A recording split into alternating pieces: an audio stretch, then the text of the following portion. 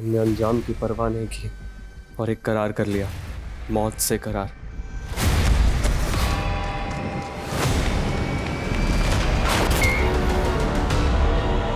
मौत का ऐसा करार कि अब मौत से पीछा छुड़ा पाना मुश्किल है। ठीक है, कल से 5 डिब्बे और बढ़ा दी। हाँ, आती हूँ। तो आपकी डील पक्की हो गई मम्मा? हाँ, एकदम पक्की हो गई। अब तुम्हारी मम्मा बहुत बड़ी बिजनेस वाली बनने वाली है। वाओ, ग्रेट मम्मा। मम्मा, अब हमारा घर भी बहुत बड़ा होगा ना? हाँ, बहुत बड़ा और आलीशान घर होगा हमारा, और जहाँ पर नौकर चाकर सब होंगे। हाँ, और बड़ी बड़ी कार्स भी होगी। हाँ, कार्स भी लेंगे। मम्मा, मुझे एक चॉपर भी चाहिए। चॉपर? ठीक है, चॉपर भी ले लेंगे।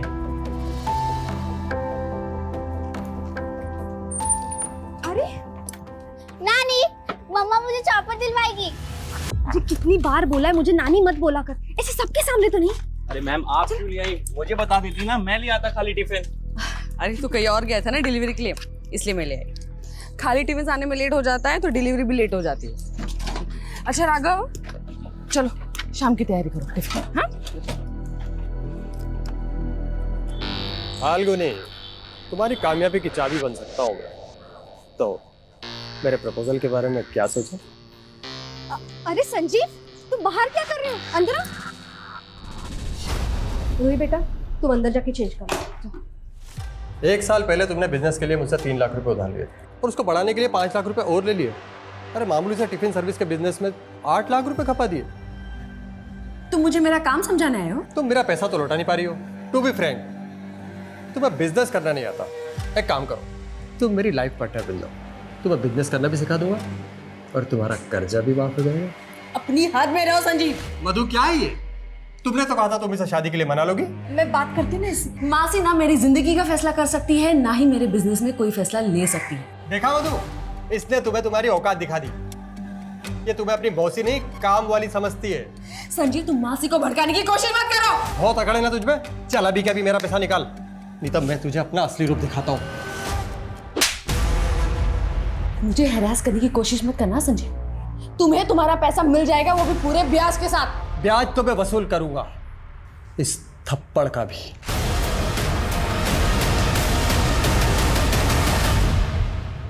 मासी, मैंने कितनी बार आपसे कहा है मुझे इस आदमी से शादी नहीं करनी है, फिर भी आप। मैं तुम्हारे भले का सोच रही थी फाल्गुनी। विधवा की जिंदगी आसान नहीं होती। अरे खुद के बारे में नहीं, पर रूही के बारे में तो सोच। टिफिन सर्विस का छोटा मोटा काम है तुम्हारा, उसमें भी इतना सारा कर्जा चढ़ चुका है, उसमें कमाई तो होती ही नहीं है। ऐसा ही रहा तो रूही को कैसे पालोगी तुम? मासी, मैं आप जैसी नहीं हूँ जो अपने फायदे के लिए रिश्ते बदलती फिरूं। अरे अगर संजीव आपको इतना ही भाग गया है तो आप ही कर लो ना उसके साथ शादी। वैसे भी आपकी शादी तो हुई ही नहीं है। बस कर फाल्गुनी, मैंने तुझे अपनी बेटी माना, मैंने तेरे लिए अपना घर नहीं बसाया और तू मुझे खरी खोटी सुना रही है।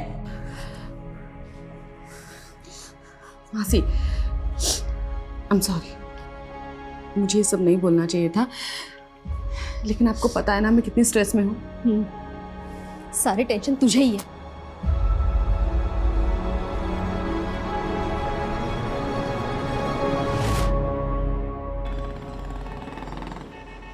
मम्मा, मुझे बड़ा घर नहीं चाहिए, ना कार्स ना चॉपर। आप टेंशन मत लो। तू है तो मुझे क्या टेंशन है? और सपने देखना बुरी बात नहीं है बेटा। माना कि आज हमारे पास कुछ भी नहीं है, लेकिन हम मिलके अपना कल तो संवार सकते हैं ना। I know mama, you are the best.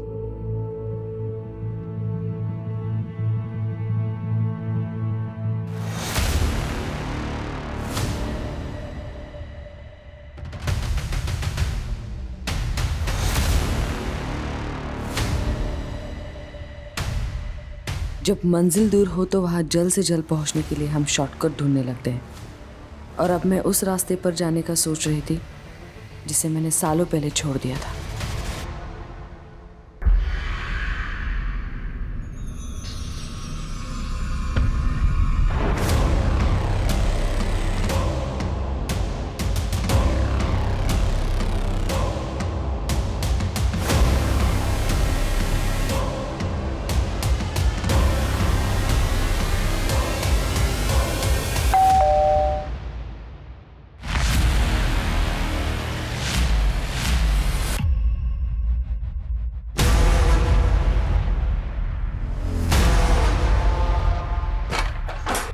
पकड़ रहे उसको। कौन आप लोग? क्या चाहिए? छोड़ो मुझे।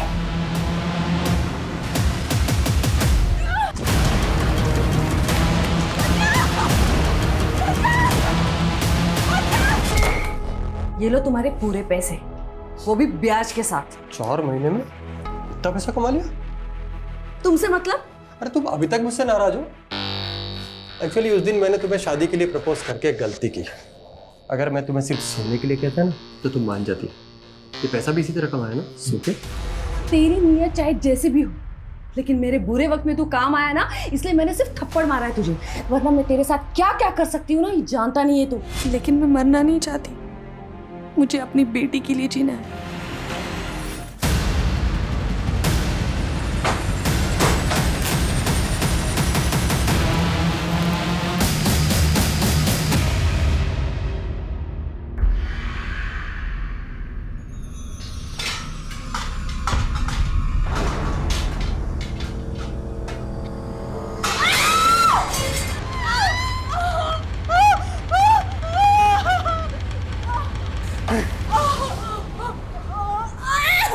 अपना शरीर दिखाने का बड़ा शौक है ना तुझे। तुम्हारा देवर वहाँ पे पढ़ाई कर रहा है और तू उसको ले जाने की कोशिश कर रही है। ये क्या बोल रहे हैं आप? अच्छे से समझ रहे हैं तुझे। अब ये तो नहीं चलेगा। यही पे काट दूंगा, यही पे काट दूंगा।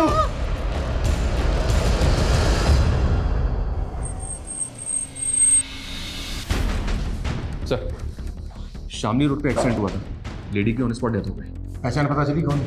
जी हाँ सर, एक्सीडेंट साइट से आईडी मिली है जिस पे फाल्गुनी गुप्ता लिखा हुआ है। मेरठ की रहने वाली है। कांस्टेबल को भेजा उसके एड्रेस पे।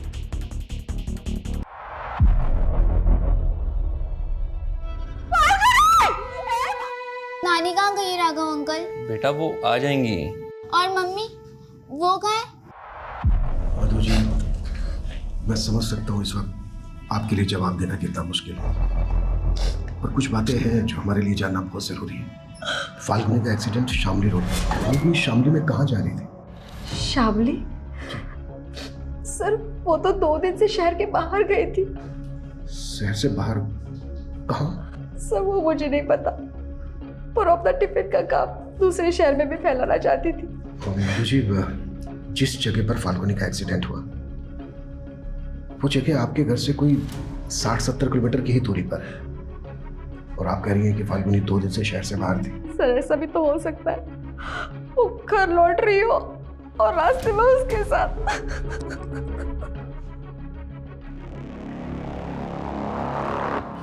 सर, एक्सीडेंट स्पॉट का एक सीसीटीवी फुटेज मिला है।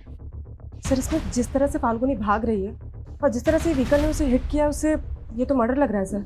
गाड़ी का नंबर भी साफ दिखाई नहीं दे रहा है। फाल्गुनी की मौसी को ये तक नहीं मालूम कि फाल्गुनी कहाँ गई, और अब इस तरह से फाल्गुनी मारी जाती है। पता लगाओ कि फाल्गुनी इस जगह पर क्यों गई और इस टेम्पो का भी पता लगाओ।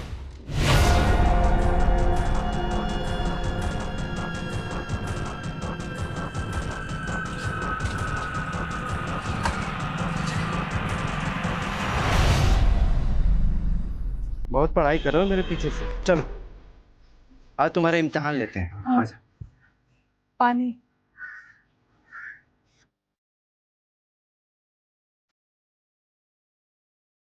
अच्छा बता, मेरे बीवी के शरीर में कितने तिल हैं? बस कीजिए आप, शक की भी सीमा होती है। क्या होती है? नहीं भैया। अच्छा, मतलब इसको मारो तो तुमको दर्द होता है? इतने नजदीक आ गए हो तुम दोनों। हिम्मत है? हैं? इधर आ। हिम्मत है तो मेरे पीछे से छुप छुप के जो करते हो मेरे सामने करके दिखाओ। चलो चलो। ये क्या बोल रहे हैं आप? क्या बोल रहा हूँ? कौन क्या है? हमको धोखा दोगे तो यहीं पे जान से मार दूंगा।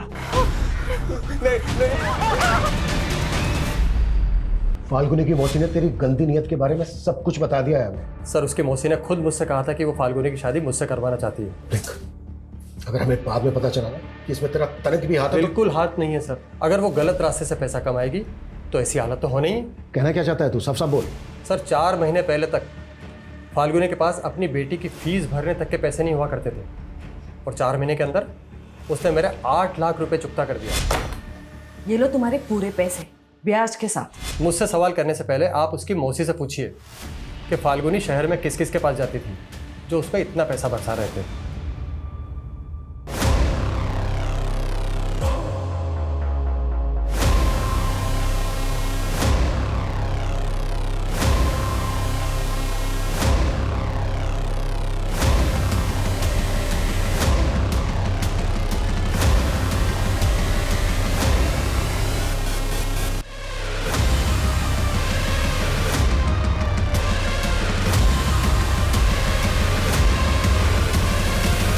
राघव अंकल की तरह आप भी मुझसे झूठ बोल रहे हो ना।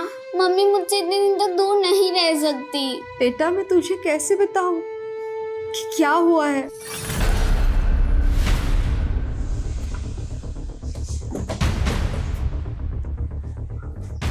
सर संजीव तो जलता था फाल्गुनी से, आप उस पर भरोसा कैसे कर सकते हो। देखिए, अगर संजीव ने कुछ किया है तो बचेगा नहीं, लेकिन आपको भी तो नहीं मालूम कि हत्या के 2 दिन पहले से फाल्गुनी कहाँ थी। सर मुझे सच में नहीं पता।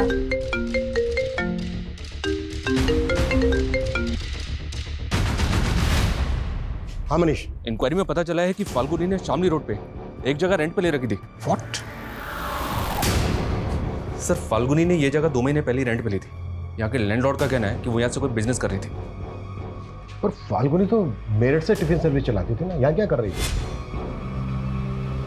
तो बेटा ये सारे एविडेंस कलेक्ट करो। सर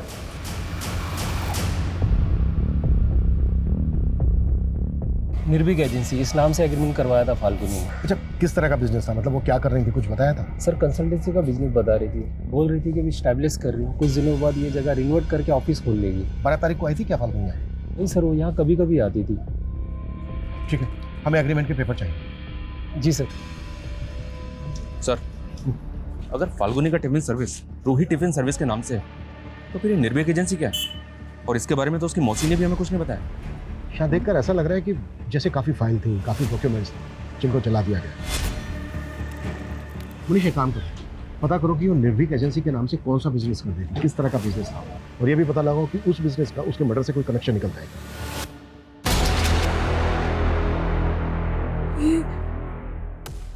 ये सही नहीं किया हमने। आप भूल गई इस आदमी ने हमारे साथ क्या क्या किया है। लेकिन जो भी था ये मेरा पति है। मैं इसे इतनी बुरी मौत कैसे दे रही हूँ।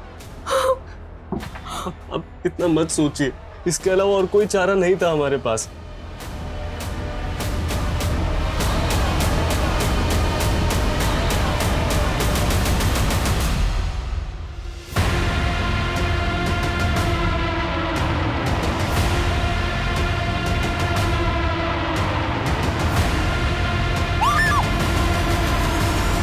कि वो टेम्पो सफेद रंग का है। पॉसिबल है कि क्रिमिनल्स ने उसका रंग बदल दिया।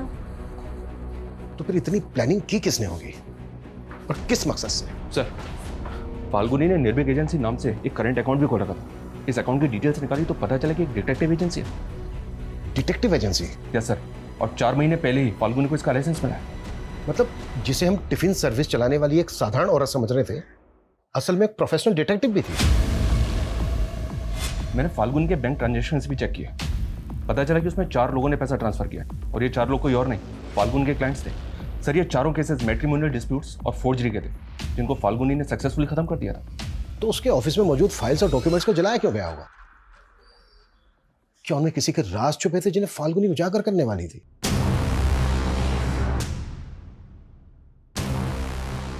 ये सब तो काफी हद तक जल चुका है sir. 1 PH 2 SKR 3 HC C is similar।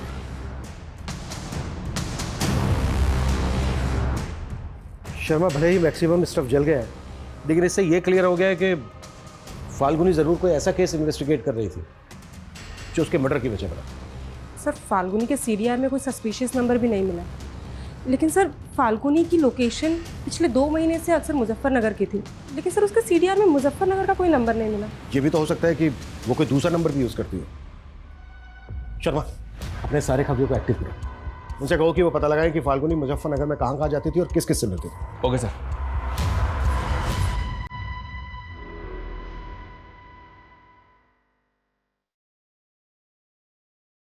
अब चादर प्रथा शुरू करते हैं। भैया यहाँ ना, पकड़ लीजिए। गिरीश, अपने दोनों हाथ इसमें डुबा के चारों कोने में छापा लगा दो।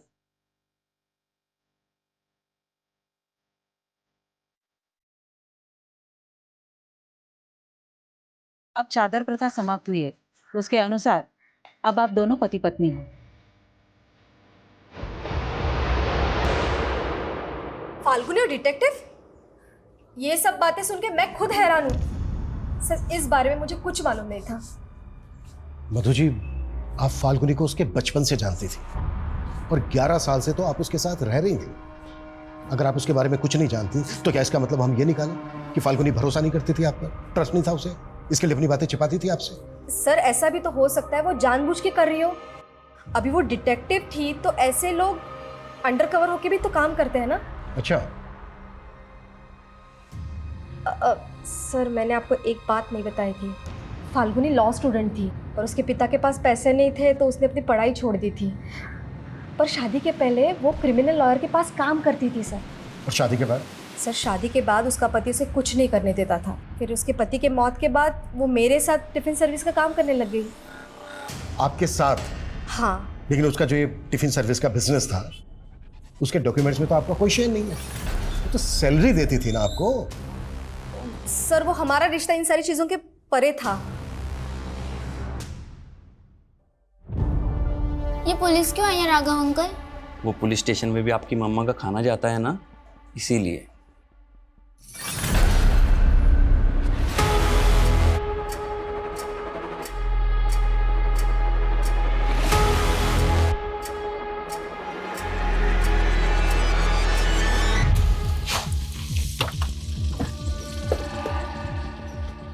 आइए सर। फाल्गुनी इसी एनजीओ में वर्कर बन के काम करती थी। ये भी तो हो सकता है कि फाल्गुनी एनजीओ वर्कर बनकर यहाँ इन्वेस्टिगेट करने आती है। फिलहाल तो सिर्फ इतना पता चला है कि फाल्गुनी आसपास के कई गांवों में जाकर ग्रामीण औरतों को वुमेन हेल्थ एंड हाइजीन पर ट्रेनिंग दे रही थी। पॉसिबल है आसपास के गांवों में जाकर वो इन्फॉर्मेशन इकट्ठा करती है। मे भी सर। इंक्वायरी में एक बात और पता चली है, ये फाल्गुनी आजकल कड़िया गांव ज्यादा जा रही थी। कड़िया गांव?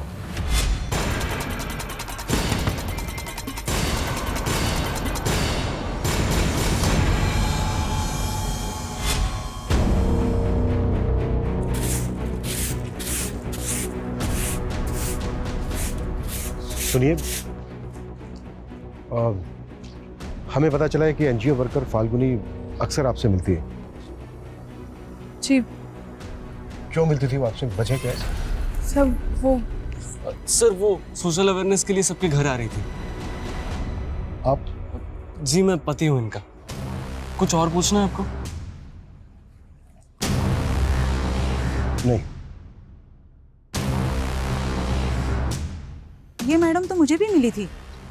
कृष्णा के पहले पति सरजू के बारे में पूछ रही थी। क्या? कृष्णा का पहला पति? जी, दूसरा पति गिरीश देवर था कृष्णा का, लेकिन सरजू के मौत के बाद उन दोनों ने शादी कर ली। अच्छा, ये फाल्गुनी सरजू के बारे में क्यों पूछ रही थी? यही कि सरजू की मौत कैसे हो गई। क्या आप हमें बता सकती हैं कि सरजू की मौत कैसे हुई थी? सर, गिरीश और कृष्णा कहते हैं कि सरजू भैंस खरीदने जा रहा था तो कोई गाड़ी मार गई उसको, लेकिन मुझे लगता है कि इन दोनों ने उसे मारा होगा। आपको ऐसा क्यों लगता है? सरजू को शक था कि इन दोनों का चक्कर चल रहा है। हमको धोखा दोगे तो यहीं पे जान से मार दूंगा। और एक बात, सरजू के मौत के 2 महीने पहले से वो काफी बीमार चल रहा था, खाट से उठा तक नहीं जा रहा था उसे। ऐसे में वो खुद पैदल चल के हाईवे तक कैसे जाएगा? मुझे लग रहा है सर, फाल्गुनी या सरजू की मौत का राज पता करने ही आई होगी। फाल्गुनी एक प्राइवेट डिटेक्टिव थी। इस तरह के लोग तभी इन्वेस्टिगेट करते हैं जब उन्हें कोई हायर करे। इस छोटे से गांव में कौन ऐसा होगा जिसने फाल्गुनी को हायर किया होगा? हमें ना लोकल पुलिस से कंफर्म करना चाहिए कि सरजू का एक्सीडेंटल केस में कोई फाउल प्ले था क्या, और क्या वाकई में या ऐसे राज दफन है जो फाल्गुनी की हत्या का कारण बने।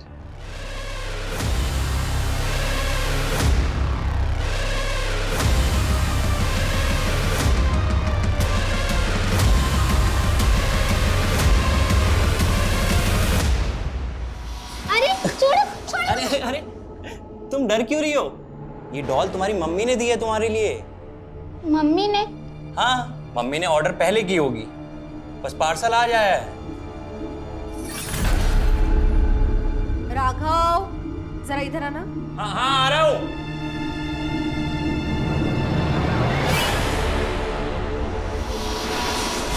मम्मा जाना सच में जरूरी है? हाँ बेटा, बहुत जरूरी है। वरना तुम ही बताओ, मम्मा तुमसे दूर इतने दिन के लिए रह सकती है?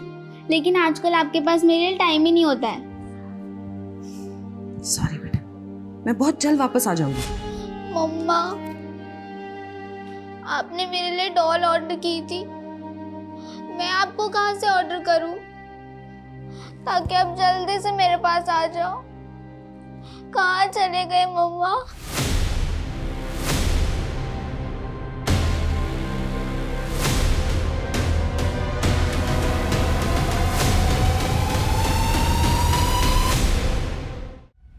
सरजू कुशवाहा एक्सीडेंट केस में हमें कुछ ऐसा नज़र नहीं आया जिससे कि लगे कि उसका मर्डर हुआ था, और सरजू के पोस्टमार्टम रिपोर्ट से भी ये क्लियर था कि उसका एक्सीडेंट ही हुआ था।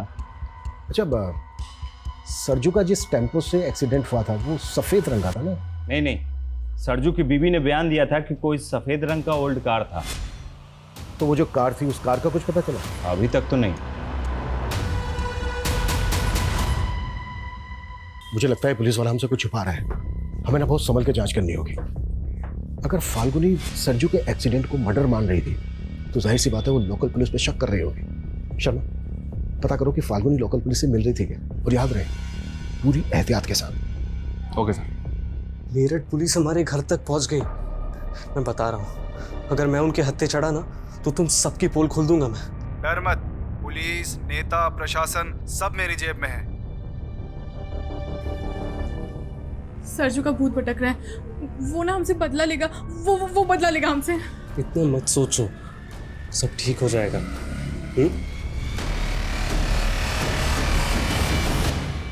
सर हमने फाल्गुनी की सीडीआर में मौजूद एक एक नंबर को इन्वेस्टिगेट किया, लेकिन हमें अब तक कोई ऐसा नहीं मिला जिसने फाल्गुनी की डिटेक्टिव एजेंसी को सरजू या फिर मुजफ्फरनगर का कोई भी केस दिया हो। लेकिन सर जली हुई फाइल से एक अधजला पेपर मिला है। सर इसे देख के ऐसा लगता है जैसे ये किसी पीएम रिपोर्ट का हिस्सा है, लेकिन सर समझ में ये नहीं आ रहा है कि ये किसकी पीएम रिपोर्ट का हिस्सा है। सरजू की बॉडी का भी पोस्टमार्टम हुआ था ना? जी हाँ सर, पोस्टमार्टम तो हुआ था, लेकिन इन्वेस्टिगेटिंग ऑफिसर सुखबीर ने बताया था कि उसकी रिपोर्ट से क्लियर था कि उसका एक्सीडेंट हुआ था। शर्मा, पोस्टमार्टम रिपोर्ट मैनिपुलेट भी तो की जा सकती है। सरजू की बॉडी का जिस डॉक्टर ने पोस्टमार्टम किया था, एक बार उस डॉक्टर से मिलते हैं। क्या हुआ? मम्मी की याद आ रही है? अरे डोंट वरी, मैं हूं ना, मैं भी मम्मा की तरह ही प्यार करूंगा। स्कूल हो या आस पड़ोस, कोई अगर तुम्हें टच करे ना तो इस बात की समझ होनी चाहिए तुम्हें कि गुड टच और बैड टच क्या होता है। क्या होता है मम्मा ये गुड टच बैड टच? मैं समझाती हूँ। पहले तो मैं तुम्हें बताती हूँ कि बैड टच क्या होता है। छोड़ो छोड़ो छोड़ो छोड़ो मुझे। ए, चुप चुप। जहाँ तेरी मम्मी को पहुँचाया ना, वहाँ तुझे ही पहुँचा दूंगा, समझ में आया?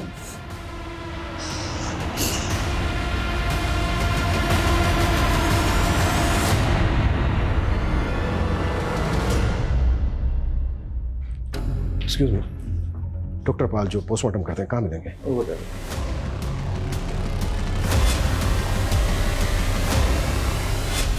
Doctor Samarpal ji. Inspector Abhimanyu Chandar, Meerut police.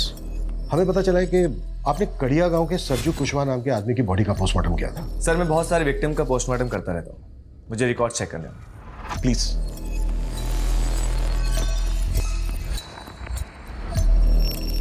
Sarju Kushwaha, right officer? Accidental case है, बॉडी में कई जगह इंजरीज थी और कुछ फ्रैक्चर्स थे, लेकिन हमें कोई फाउल प्ले नहीं लगा। कुछ दिनों पहले मेरठ में भी एक्सीडेंट हुआ था कि विक्टिम पर जानबूझकर टेम्पो चढ़ा दिया गया था। बहुत एक्सीडेंट की वजह से हुई थी, पर था वो मर्डर। लेकिन ये सब आप मुझे क्यों बता रहे हैं? जिस विक्टिम का एक्सीडेंट हुआ था उस विक्टिम का नाम था फाल्गुनी गुप्ता।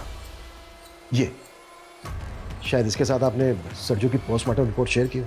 नहीं सर, मैं इस लड़की को नहीं जानता, और सरजू की रिपोर्ट सिर्फ इन्वेस्टिगेशन ऑफिसर के साथ शेयर की थी। ठीक है डॉक्टर, हमें इस रिपोर्ट की एक कॉपी चाहिए होगी। मैं आपको प्रोवाइड करता हूँ। Thanks doctor. मैं तो तुम्हें चाहता था, लेकिन तुमने मेरा ध्यान फाल्गुनी की तरफ मोड़ दिया, और अब उसके मर्डर का इल्जाम भी मेरी तरफ मोड़ दिया। मुझे पता है ना तू कितना बड़ा कमीना है। वो तो मैं हूँ, लेकिन तुझे मैं फुल सपोर्ट करूंगा फाल्गुनी के बिजनेस को टेक ओवर करने में।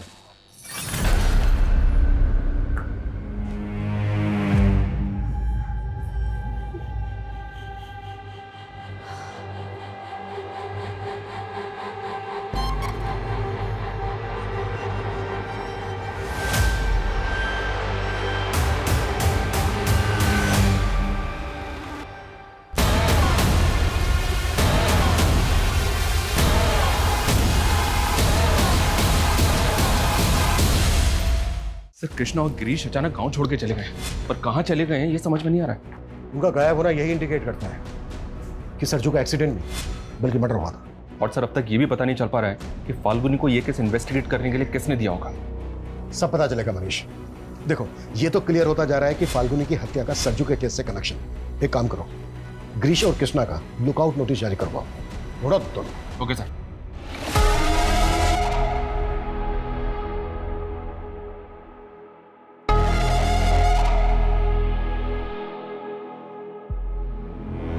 मेरठ पुलिस मेरे हॉस्पिटल तक पहुंच चुकी है। सरजू और फाल्गुनी के बारे में पूछताछ कर रही थी।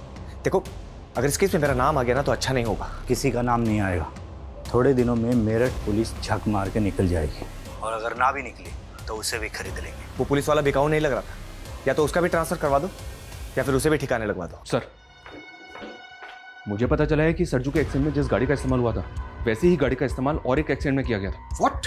जी सर, ये केस सनोली विलेज का केस है और इस एक्सीडेंट में दुर्गेश सिन्हा नाम के आदमी की मौत हुई थी। ये दुर्गेश है और इस केस में भी गाड़ी का कुछ पता नहीं चला। आखिर इस मिस्टीरियस व्हीकल की मिस्ट्री क्या है? अगर ये सबके सब मर्डर थे तो फिर ये कौन करवा रहा था और क्यों? फाल्गुनी के मर्डर को भी एक्सीडेंट का रूप देने की कोशिश की गई। क्या फाल्गुनी कुछ ऐसा इन्वेस्टिगेट कर रही थी जिसके पीछे गहरे राज छिपे थे?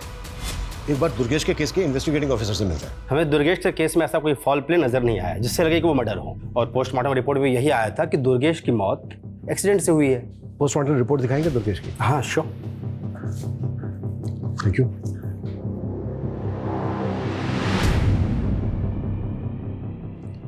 ये दुर्गेश की बॉडी का पोस्टमार्टम डॉक्टर समर ने किया था ना? जी सर, ये दोनों पोस्टमार्टम रिपोर्ट्स तो एक दूसरे की कार्बन कॉपी है। दोनों रिपोर्ट्स में मौत की वजह एक ही लिखी है। अच्छा शर्मा, ये डॉक्टर समर का सी बनाने का स्टाइल नोटिस किया तुमने? बड़ी अजीब ढंग से सी बनाया। फाल्गुनी के ऑफिस में हमें एक डायरी मिली थी, उस पर लिखा था सी इज सिमिलर। तो क्या सी सिमिलर का इंडिकेशन इन्हीं दोनों रिपोर्ट्स का है?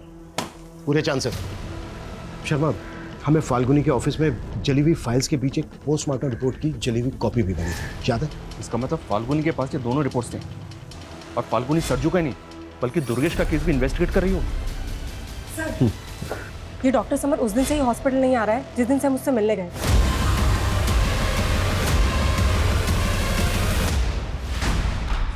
डॉक्टर समर कहाँ है? मुझे नहीं मालूम कब से नहीं हुआ घर पे? सर, पिछले 3 दिन से घर नहीं आया वो। कविता चेक करो, कुछ भी छूटना नहीं चाहिए। लेकिन हुआ क्या है, कोई बताएगा? बताते हैं।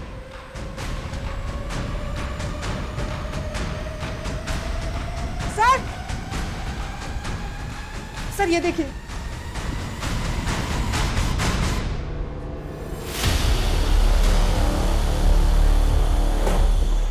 इतनी सारी डॉल्स, इलेक्ट्रॉनिक सामान,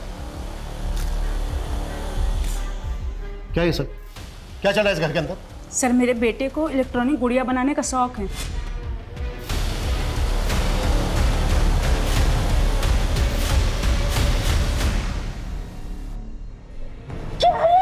अरे ये क्या कर दिया आपने? तूने मेरे रूम में कैमरा लगा दिया। अरे मम्मी एक्सपेरिमेंट कर रहा था, अपने रिमोट आई को टेस्ट कर रहा था।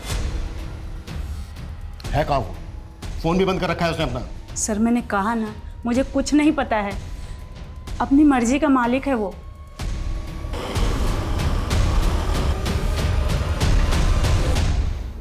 ये दुर्गेश सिन्हा यही रहते थे ना?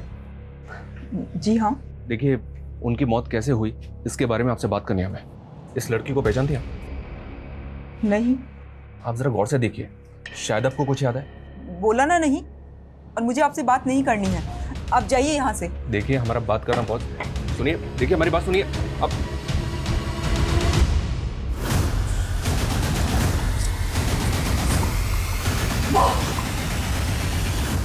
मम्मा मैं तो डर गई। मैंने सोचा 2 दिन बाद वापस आई हूँ ना, तो ऐसे सरप्राइज करती तुझे।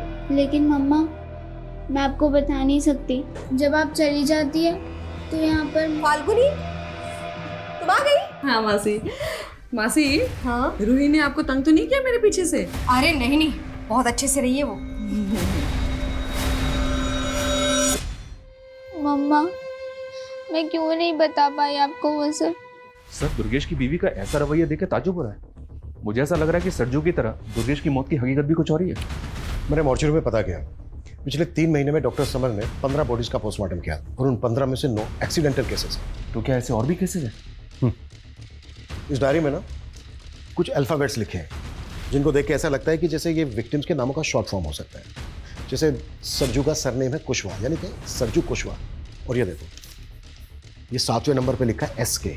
ऐसे ही दुर्गेश का सरनेम है सिन्हा, यानी कि दुर्गेश सिन्हा, और ये यहाँ 9वें नंबर पे लिखा है DS। ऐसे ही जो बाकी के विक्टिम्स हैं उनके भी नाम और सरनेम के अल्फाबेट्स मैच हो रहे हैं। My God, I mean sir, ये केस तो हमारी सोच से भी परे का निकला। बस ये समझ में नहीं आ रहा है कि फाल्गुनी से ये सब इन्वेस्टिगेट कौन करवा रहा था।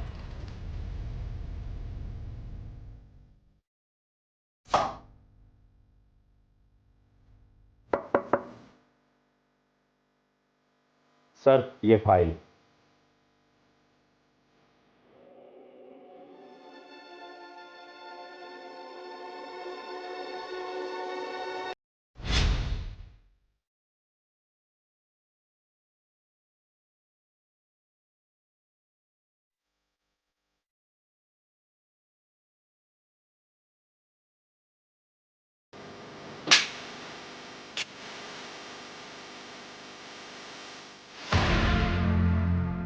सर ये विपिन है, दुर्गेश सिन्हा का पड़ोसी और दोस्त भी। दुर्गेश के बारे में आपको कुछ बताना चाहता है। बोलो। सर भले ही दुर्गेश की बीवी और सब लोग ये मानते हैं कि दुर्गेश की मौत एक्सीडेंट से हुई थी, लेकिन सर दुर्गेश तो कैंसर पेशेंट था, वो तो चल भी नहीं सकता था। व्हाट? उसका इलाज एनटी दीक्षित मेमोरियल अस्पताल में चल रहा था। और सर मुझे बहुत अच्छे से याद है, उस शाम जब मैं दुर्गेश को मिलने उसके घर गया था तो वो बिस्तर पर ही अपने प्राण छोड़ चुका था। फिर मुझे उसकी पत्नी ने वहाँ से जाने के लिए कहा। उसके बाद मुझे उसी रात को ये पता चला कि दुर्गेश का हाईवे के पास में एक्सीडेंट हो गया है। सरजू के पड़ोसी ने कहा था सर कि सरजू काफी बीमार रहता था और ठीक से चल भी नहीं पाता था। और उसकी वाइफ कृष्णा ने स्टेटमेंट दी थी कि सरजू भैंस लेने जा रहा था, हाईवे पे उसका एक्सीडेंट हो गया था। ये बहुत बड़ा गेम है शर्मा, इसकी जड़ें ना काफी गहरी है। अच्छा, दुर्गेश के दोस्त ने बताया कि दुर्गेश कैंसर पेशेंट था, एनटी दीक्षित मेमोरियल हॉस्पिटल में उसका इलाज चल रहा था। एक काम करो, रिकॉर्ड चेक करो वहाँ पे। हमें कोई एक्सट्रीम स्टेप लेना होगा। हाँ, मैंने सोच लिया है कि मुझे क्या करना है।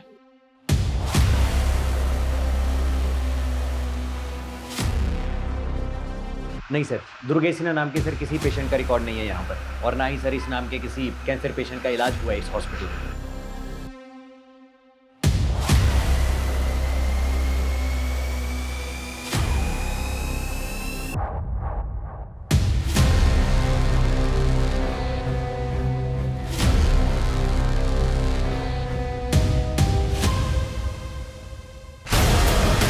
दुर्गेश कैंसर पेशेंट था, इसका कोई रिकॉर्ड नहीं मिला हॉस्पिटल में। लेकिन मैंने इंक्वायरी करवाई। डॉक्टर समर ने जिन 9 और एक्सीडेंटल विक्टिम्स का पोस्टमार्टम किया था, उन सबके केसेस भी सरजू और दुर्गेश के केस की तरह सस्पिशियस थे। और ये सारे के सारे विक्टिम्स लोअर मिडिल क्लास या फिर पुअर फैमिली से बिलोंग करते थे। ये काफ़ी ताज्जुब भरा है कि ऐसे बैकग्राउंड के लोगों को क्यों और किस मकसद से मारा गया और उनके मर्डर को एक्सीडेंट का रूप दिया गया। हमें ना इस फैमिली को कॉन्फिडेंस में लेकर बात करनी होगी, तभी हम इस केस की तह तक पहुंच पाएंगे। सर, गिरीश और कृष्णा सहारनपुर के घर में छिपे हुए थे। सहारनपुर पुलिस को उसी घर से उनकी लाशें मिली हैं। सर, क्राइम सीन से सुसाइड नोट मिला था, शायद इन दोनों ने सुसाइड किया। हमने अंजाम की परवाह नहीं की और एक करार कर लिया, मौत से करार। मौत का ऐसा करार कि अब मौत से पीछा छुड़ाना मुश्किल है। हमारा गुनाह बस इतना है कि हमने अपनी मजबूरी के साथ सौदा कर लिया। देखिए, मैं जानता हूं आपके पति सरजू कुशवाहा को कैंसर है और उनका बचना नामुमकिन है, लेकिन आपको उनकी मौत के बाद काफ़ी पैसा मिल सकता है। किस बात का पैसा? फिर जैसे ही सरजू की मौत हो गई, देर रात में आप उसकी लाश को हाईवे पर डाल दीजिएगा जहाँ एक गाड़ी उन्हें कुचल कर चली जाएगी, फिर आपको पैसा मिल जाएगा। कृष्णा को टीवी था, उसके इलाज के लिए पैसे चाहिए थे और सरजू भैया से नफरत थी मुझे, इसलिए मैंने उनसे एक करार कर लिया। लेकिन हमको क्या मिला? सिर्फ 2 लाख रुपए और इतना सारा तनाव। हम अपने पाप के बोझ से दब गए, इसलिए हम दोनों आत्महत्या कर रहे हैं। ये सब तो बेहद अजीब है सर, ना ऐसा पहले कभी देखा और ना सुना।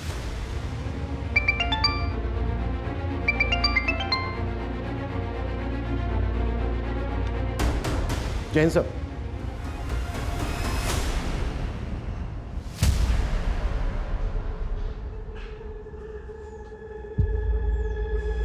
तो मुझ पे गुस्सा हो ना? मैं जानती हूँ मैं बहुत बुरी हूँ। और राघव अंकल, वो तो और भी बुरे। उन्होंने मेरे साथ। रूही, राघव ने क्या किया तुम्हारे साथ? देखिए, टारगेट्स तो आप लोगों को अपने अपने पूरे करने ही हैं, लेकिन मैं सिर्फ ये कहना चाहता हूँ कि जब भी आप कोई नई पॉलिसी बेचें तो क्रॉस चेक कीजिएगा डॉक्यूमेंट्स पूरे। Excuse me, Manish Singh ji.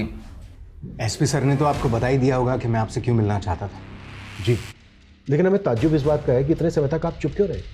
आपको तो बहुत पहले सामने आ जाना चाहिए था। एक्चुअली हम डिलेमा में थे कि हमारा शक सही है या गलत, और उसी को पुख्ता करने के लिए हमने फाल्गुनी को मुजफ्फरनगर डिस्ट्रिक्ट में लगाया था। इसके अलावा 4 और डिस्ट्रिक्ट में हम अपने लेवल पर इन्वेस्टिगेट कर रहे थे। तो मतलब फाल्गुनी को आपने हायर किया था? जी, फाल्गुनी को मैं 10 साल पहले से जानता था, जब वो एक क्रिमिनल लॉयर के यहाँ काम किया करती थी। वो लॉयर मेरे दोस्त थे, और जब मुझे पता चला कि फाल्गुनी ने डिटेक्टिव एजेंसी स्टार्ट की है तो मैंने उससे बात की। हमें ऐसे इंसान की तलाश थी जो ग्रास रूट लेवल पर जाकर इस मामले की पूरी सच्चाई सामने ला सके। मुझे क्या करना होगा सर? फाल्गुनी, मुजफ्फरनगर डिस्ट्रिक्ट में पिछले 4 महीनों में 183 पॉलिसी होल्डर्स ने एक्सीडेंटल इंश्योरेंस क्लेम किया है।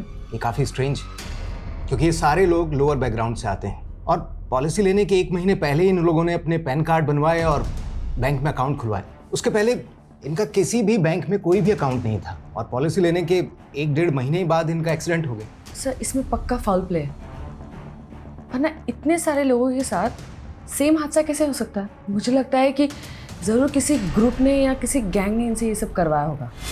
फाल्गुनी एकदम सही डायरेक्शन में थी। हमें भी हिंट मिलने लगे थे कि इन सब के पीछे कोई ना कोई ऑर्गेनाइज्ड गैंग है, और इसमें काफ़ी पुलिस वाले और काफ़ी पोस्टमार्टम डॉक्टर्स शामिल हैं। लेकिन इसके पहले कि फाल्गुनी हमें कोई प्रूफ देती, उसका मर्डर हो गया, तब हम श्योर हो गए। हमारे बाकी इन्वेस्टिगेटर्स ने भी हमें इन्फॉर्मेशन दी थी। 500 से ज़्यादा केसेस हैं, 100 करोड़ से ज़्यादा इंश्योरेंस क्लेम हुआ है। व्हाट? 500 से ज़्यादा केसेस? मतलब हम ये मान सकते हैं कि 500 से ज़्यादा लोगों का मर्डर हुआ है जिसको एक्सीडेंट का रूप दिया गया? शायद, लेकिन इसके पीछे किंगपिन कौन है, किसके इशारे पर ये सब कुछ हो रहा है, वी आर स्टिल क्लूलेस। ये जितने भी सारे केसेस हैं, आप हमें इनकी डिटेल्स दीजिए। जी।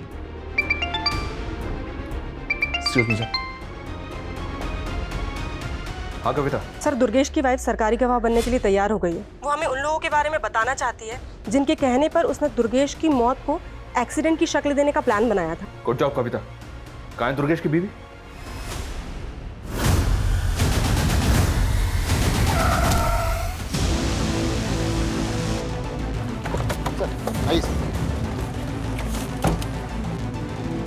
सर, ये तो हमें सब कुछ बताने वाली थी, और इसको भी मार दिया क्या? सर, विटनेस ने बताया कि सफ़ेद रंग का टेम्पो था और टेम्पो इस डायरेक्शन में गया। आगे जो चेक पोस्ट है, इन्फॉर्म किया उनको? सर। हेलो, हाँ ओके ठीक है, हम भी बस उसी साइड आ रहे हैं।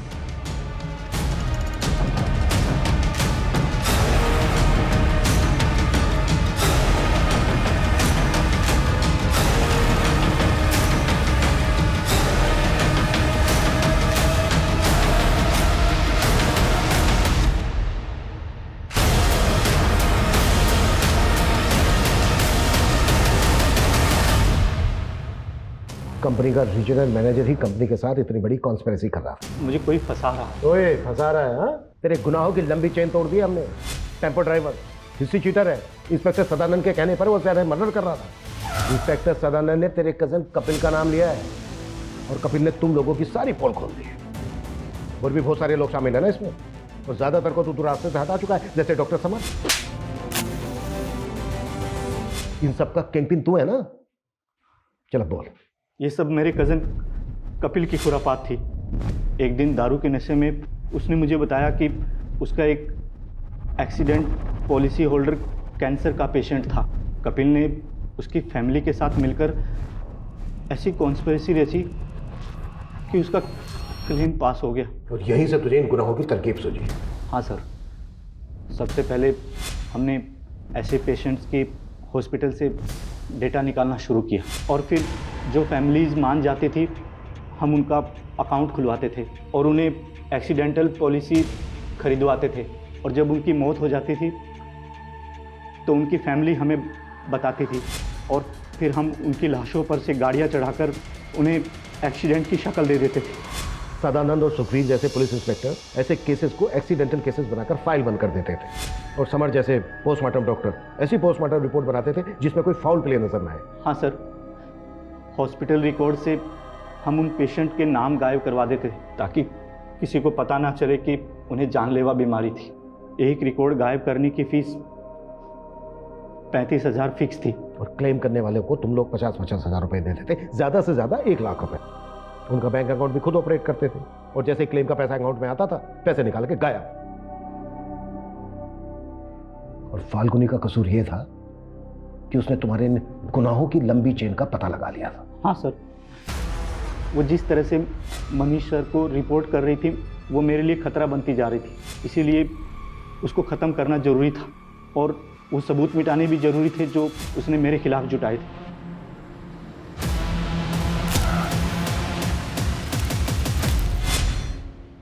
सर ये गिरोह इतने बड़े पैमाने पर गुनाहों को इस तरह से अंजाम दे रहा था, ये सोच के भी ताज्जुब हो रहा है। आई थिंक ये इस दशक का सबसे बड़ा स्कैम होगा।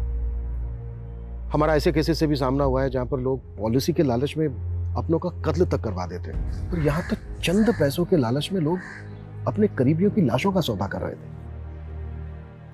ऐसे गुनाहों को देखकर ये नहीं लगता है कि आजकल इंसानियत का स्तर कितना नीचे गिरता जा रहा है? सर फाल्गुनी की मौसी ने फाल्गुनी के वर्कर राघव की कंप्लेंट की। वो काफ़ी दिनों से फाल्गुनी की बेटी को मॉलेस्ट कर रहा है।